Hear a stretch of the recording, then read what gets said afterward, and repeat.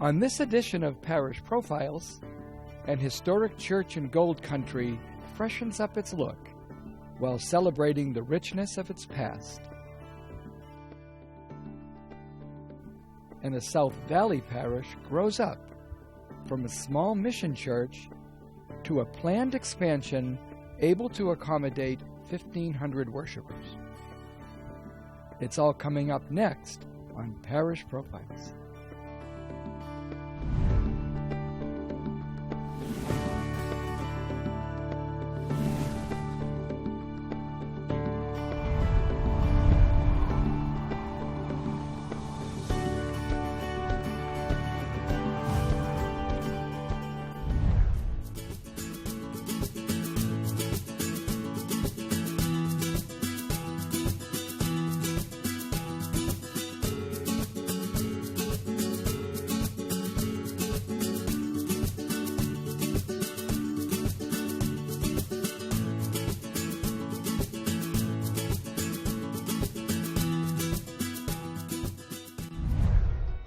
The small community of Mariposa, just below Yosemite National Park, is home to St. Joseph's Catholic Church.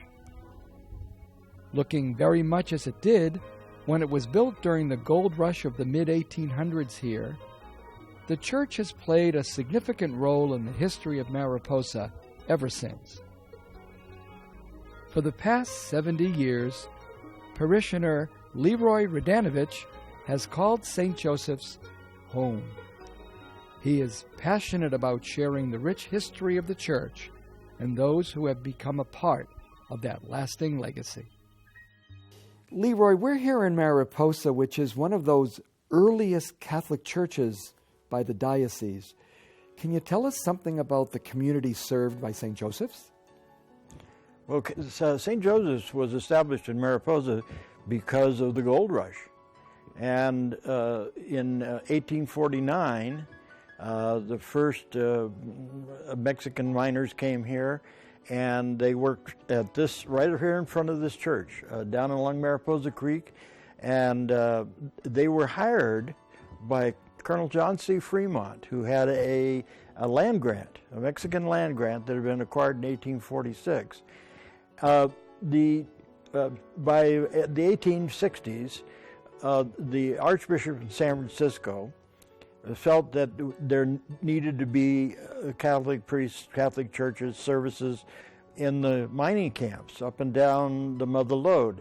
And he had a priest in Sonora. They checked it out, and they decided that there should be a parish in Mariposa and Colderville. And so the community here came together, and they were made up of primarily Europeans. By this time, most of the Hispanics are gone, and they were mostly Germans and Irish and Italians and French, and the local sawmills sawed the lumber, and they built this church in 1862, and it was a year when there was 200 inches of rain, so they had a dickens of a time of building this thing, and the population of this community primarily was European and Eastern United States.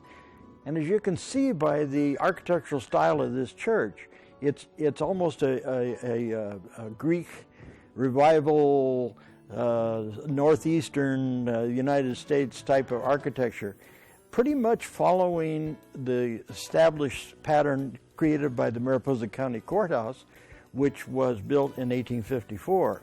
So the people that used this church and were part of this parish were primarily gold miners, and this gold operations here, they pretty much ran full bore until about 1913, when the mining began to decline and shut down as a result of World War I coming on in Europe. Leroy, you were raised and grew up here in Mariposa. How was it like growing up in the parish? Well, The parish of St. Joseph's is a community. There's no question about it. And for most of those years, the people that were in the parishioners here were various generations of families. When you inspect the cemetery, you'll see the names Trabucco and Casascia and Cavanero and like that, and the Italians, and you'll see the Germans and the Irish. But most of those people I got to know. And it was wonderful to grow up here because this church and this community, even though in the last 15 or 20 years we've had lots of retired people come here from other places, they quite quickly integrate into the society of this parish and become part of it. A lot of that is due to the fact that we have a pretty active social life as a parish. And it is still probably as friendly and as a beautiful a parish as has always been. In conclusion, Leroy, can you just tell me why it is that this church looks like it's from like 1862? Oh, that was done on purpose. That was done on purpose. The pride, the community of Mariposa has, at least since 1880s, 1890s, is a place where there are generations of families. And you have generations of families that have come to St. Joseph's. And the pride in this building comes through completely.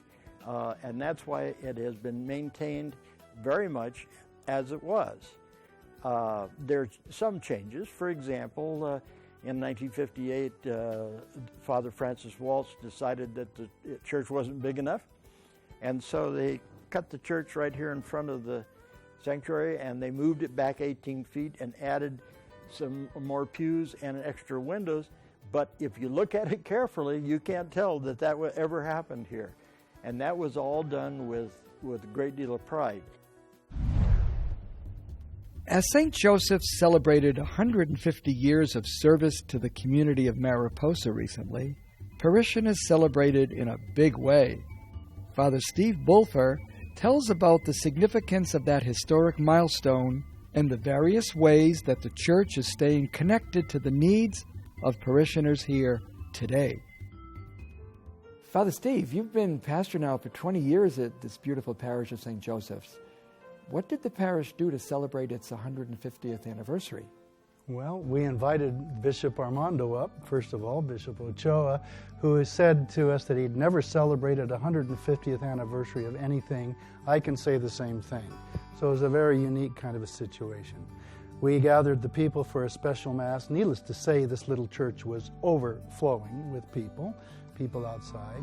We celebrated here, then we went to the fairgrounds and had a very large banquet celebration, beautiful decorations, etc. And it was a great time for all. The bishop enjoyed himself, we enjoyed him, and we had special commemorative wine glasses and wine donations from the local wineries here in Mariposa to serve the people. It was just a wonderful time. Now, besides the beautiful church, you've got a cemetery that's even older than the church.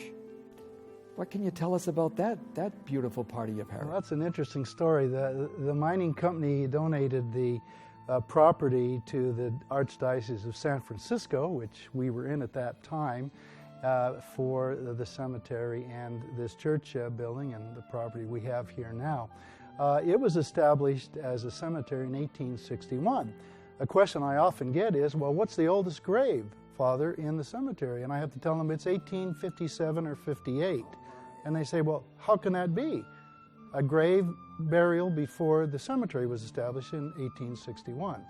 The truth of the matter is a Catholic gentleman died, was buried in the county cemetery, and he put in his will that if a Catholic cemetery is ever established, that he's to be exhumed and moved to the Catholic cemetery. So that explains the grave older than the cemetery. Now, besides the cemetery, this church also has done a major work recently of restructuring and landscaping. What can you tell us about that project that is magnificent to see? Right. Well, needless to say, in 1862, they didn't think of the handicapped at all. They didn't think of accessibility. Everyone was a pioneer, used to trekking on foot everywhere. So it became very difficult for some of our aging parishioners to enter the church, so we created an inclined walkway, we leveled out an area, put in new retaining walls, made it safe and accessible and beautiful at the same time. What are some of the aspects of that landscaping you might like to mention for us? Well, new accesses through stairs, and one of the great things is we took the design off the bell tower, a rosette, which was very popular in the 1850s and 60s. We have two rosettes, one in the Marian Shrine.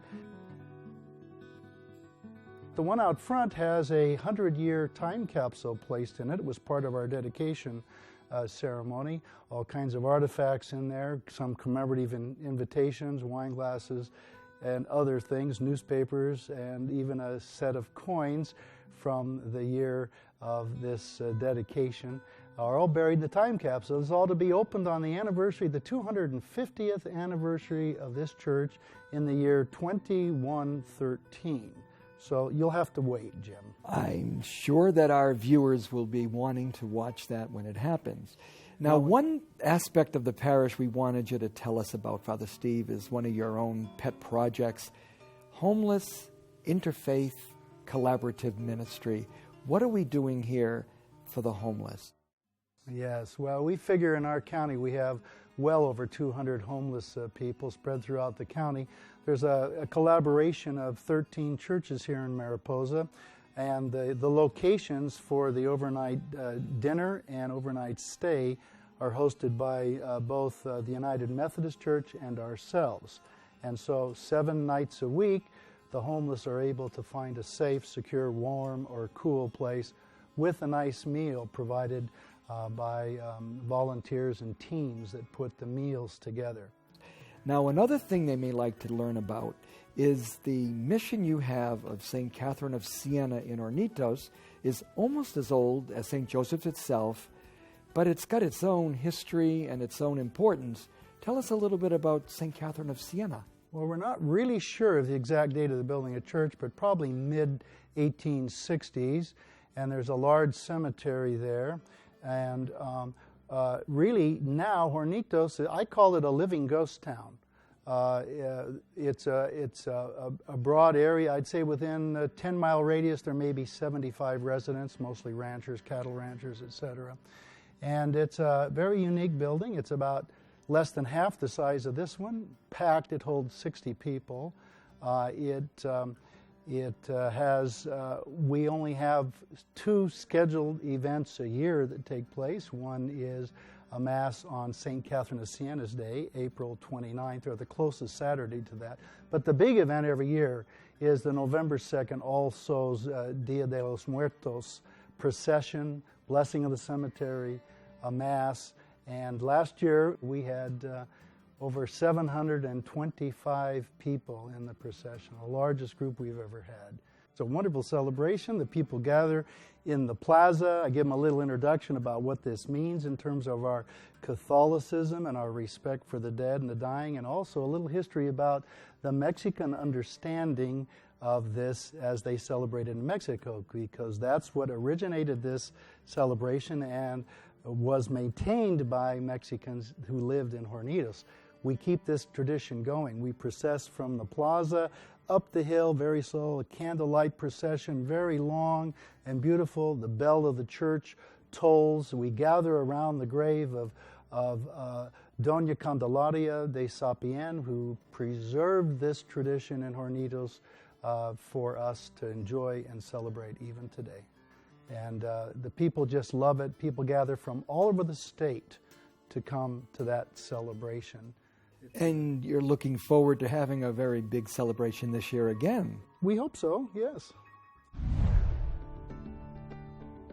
When we come back, the steady growth of the South Valley Parish leads to exciting plans for expansion. Stay tuned.